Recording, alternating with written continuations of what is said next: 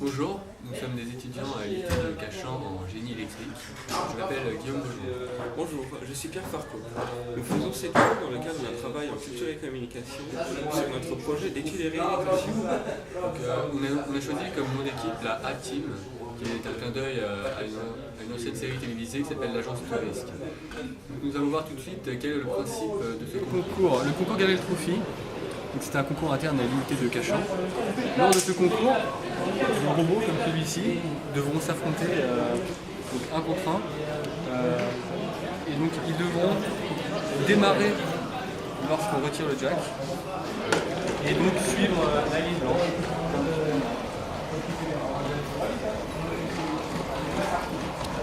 Vous pouvez voir. Et il devra s'arrêter également lorsqu'on touche le capteur ici. Donc voici la carte capteur, c'est ce qui va permettre à la gamelle de situer la ligne blanche et donc de se diriger. Alors sur cette carte capteur sera connectée la prise jack, ce qui va permettre au robot de démarrer, et également le capteur de fin de course qui va permettre au robot de s'arrêter. On peut voir également qu'il y a 4 capteurs, c'est ce qu'on voit en noir sur la carte. Ces capteurs, donc, c'est ce qui va permettre de situer, de détecter la ligne blanche. Donc les deux centraux vont permettre au robot de suivre la ligne blanche.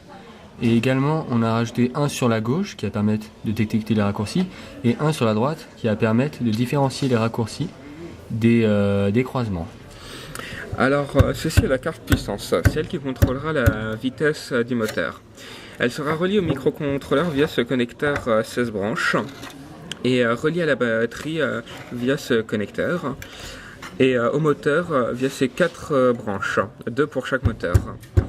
Ici, il y a 2 transistors, un pour chaque moteur et une diode de roue libre. Avec la résistance, cet ensemble forme un hacheur qui contrôlera la vitesse du moteur. Nous avons affiché pour les tests, nous avons affiché sur l'écran LCD les valeurs que détectent les capteurs optiques. Lorsqu'un capteur est sur la moquette bleue, il renvoie une grande valeur, tandis que lorsqu'il est sur une ligne blanche, il renvoie une petite valeur. Donc si on bouge, on remarque que les valeurs changent. Ici, les 2 capteurs sont sur la moquette. Et ici, ils sont à peu près sur la ligne blanche. Voici le schéma état de notre projet. C'est à partir de ce schéma que l'on tirera le programme qui fera tourner notre robot. À l'état 0, ou l'état initial, les moteurs sont à l'arrêt, le robot ne bouge pas. Ensuite, dès que l'on enlève la fiche jack, on passe à l'état 1. Les moteurs se mettent en marche et le robot avance en ligne droite. Ensuite, selon si le capteur gauche ou le capteur droit est activé, c'est-à-dire qu'il est au-dessus de la moquette, le robot va soit tourner à droite, soit tourner à gauche en allant à l'état 2 ou à l'état 20.